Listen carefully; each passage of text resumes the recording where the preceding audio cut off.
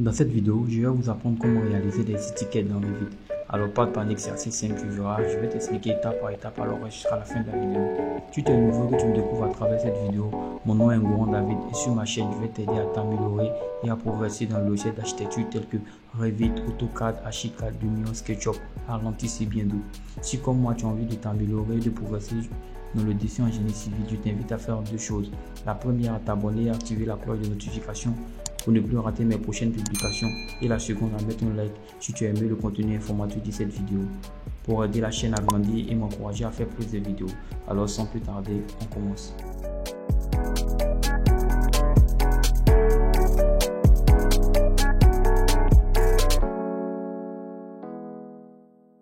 Alors aujourd'hui, nous allons apprendre à faire des étiquettes. Voilà, je vais vous montrer déjà étape par étape comment ça fonctionne. Alors d'abord, il faut savoir qu'est-ce que c'est qu'une étiquette. Une étiquette, en fait, il faut savoir que parfois, lorsque on fait un dessin, voilà, il peut arriver que on a besoin de montrer par du texte certaines valeurs.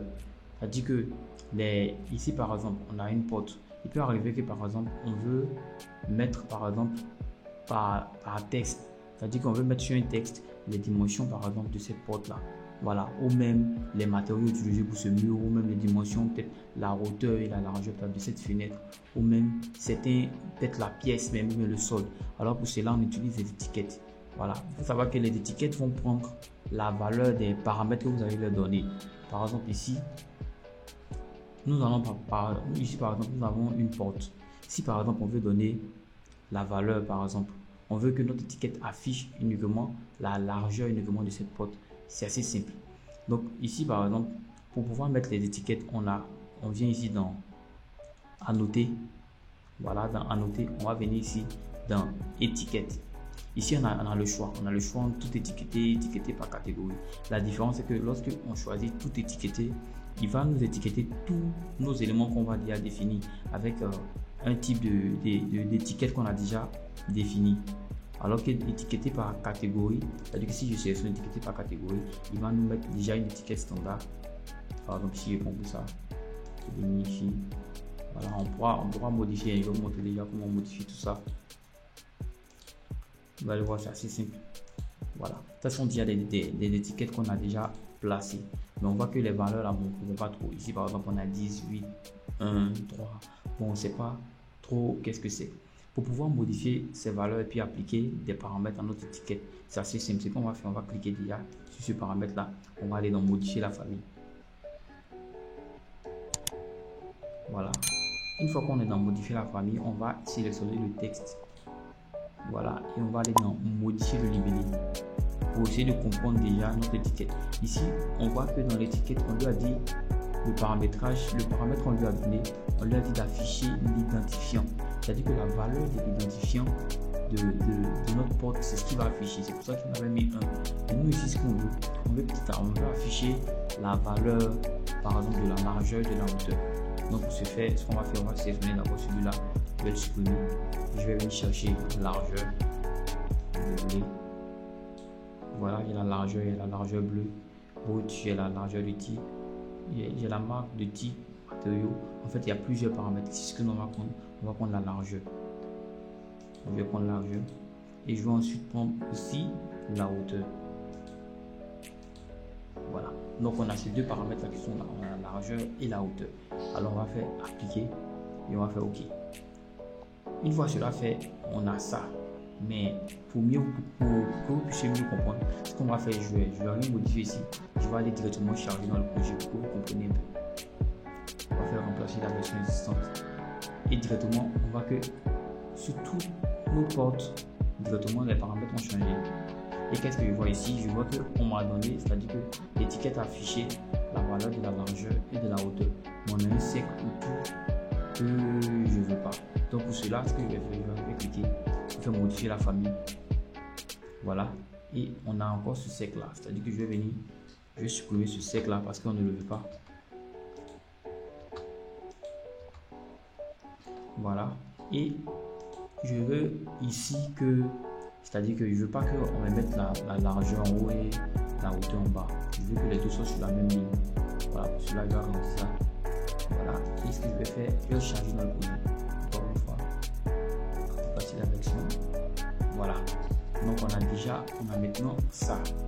Voilà, qui est un peu mieux que la première fois. Et maintenant, ce qu'on va faire, on va maintenant ajouter, parce qu'ici, il n'y a pas de séparation. On a 0,92, 2,13. Il n'y a pas de séparation. Ce que moi je vais mettre un croix ici pour dire que on a la largeur et on a la hauteur ici. Donc, je fais modifier. Je vais sélectionner encore une fois. Voilà. Et ce que je vais faire, vous allez voir ici, dans les paramètres, on a ici préfixe et on a ici suffixe. C'est-à-dire que si je mets une valeur ici, la valeur que je vais mettre ici là va s'afficher devant notre paramètre de largeur ici. Voilà. Alors que si je mets derrière ici, suffixe ici, la valeur que je vais mettre ici va s'appliquer à ces paramètres. Donc ici, ce que je vais mettre un X là. Ce qui va faire que ça va me donner la valeur de la largeur. Ça va me mettre un X. Et ensuite, ça va me donner la valeur de la hauteur. Donc si je fais OK, et je fais charger dans le projet. Placer la version existante. Voilà, vous voyez que ici on a la largeur, on a un X et on a la valeur de la hauteur. Donc je veux pas qu'il soit collé, je veux mettre un espace ici. Pour cela, c'est encore simple, on va venir encore. À chaque fois, c'est comme cela qu'on fait pour modifier. En fait, on modifie à chaque fois jusqu'à ce que ça devient propre. Voilà, je vais mettre un espace ici. Voilà, et je vais faire OK. Voilà, je vois que maintenant les valeurs là, il y a un espace maintenant. Et on a la possibilité de modifier par exemple, comment on appelle, la police, la hauteur du texte et tout ça. Donc pour cela, ici, on va venir ici, on va faire dupliquer. Par exemple, je vais faire dupliquer. Je vais laisser comme ça, je vais changer. La police est Arial, je vais prendre une police que j'aime beaucoup. Voilà, Montserrat, je vais prendre Montserrat Medium. Voilà, je vais faire OK. Je vais charger dans le projet. On va passer la version. Et voilà. On a tout. Voilà. Voici que on voit que juste cette étiquette, la police a changé. Maintenant, je vois que c'est assez grand parce que je veux pouvoir le mettre là. Voilà. Donc, ce que je vais faire, je vais aller modifier la hauteur du texte. Je vais aller dans modifier la famille. Dans modifier la famille, je vais faire modifier le type ici. Et taille du texte, ici on a 3. Moi je vais le mettre à 1. Voilà, je vais le mettre à 1. Je fais appliquer, je fais OK. Je charge un projet. On va faire la version. Et voilà. Enfin, une étiquette qui est assez. Maintenant, il faut savoir aussi que lorsque vous placez les étiquettes, vous avez la possibilité, par exemple, si je supprime celui-là, supprimer sur le clavier, je viens là. Noter, étiqueter par catégorie. Voilà, ici on a le repère. Si par exemple ici le repère activé, vous allez voir que lorsque je viens placer mon étiquette, il y a un repère, un trait qui est là. Vous voyez, et le trait là, c'est à dire que la distance du trait là dépend de la valeur qui est ici. Si par exemple je mets ici 2, bon, je vais mettre 2. Voilà, vous allez voir que la distance est réduite maintenant. Vous voyez, voilà. Et je peux décider de ne pas cocher le repère. Donc cela se place automatiquement sur mon élément. Vous voyez, voilà. Et c'est la même chose aussi pour les étiquettes de fenêtre. C'est le même paramétrage, c'est-à-dire qu'on a juste à venir ici, on va aller dans modifier la famille et on va appliquer peut-être les paramètres de largeur et de hauteur. Voilà pour cette famille. Et une fois qu'on va charger dans le projet, toutes nos fenêtres vont avoir le même. C'est-à-dire que tous nos fenêtres vont avoir les mêmes étiquettes, donc ils vont avoir les mêmes valeurs. On va avoir affiché ici la largeur et la hauteur. Voilà. Et c'est les mêmes paramètres aussi, c'est-à-dire que si vous voulez aussi, par exemple, pour les étiquettes des pièces, vous voyez ici que pour cette pièce, normalement, on a la valeur. Ici, on a le nom, par exemple, on peut mettre par exemple séjour, je sais pas. Je vais mettre séjour. Voilà. Et ici, on a un numéro qui est là. Peut-être que je ne veux pas ce numéro, je vais peut-être afficher, je sais pas, la surface.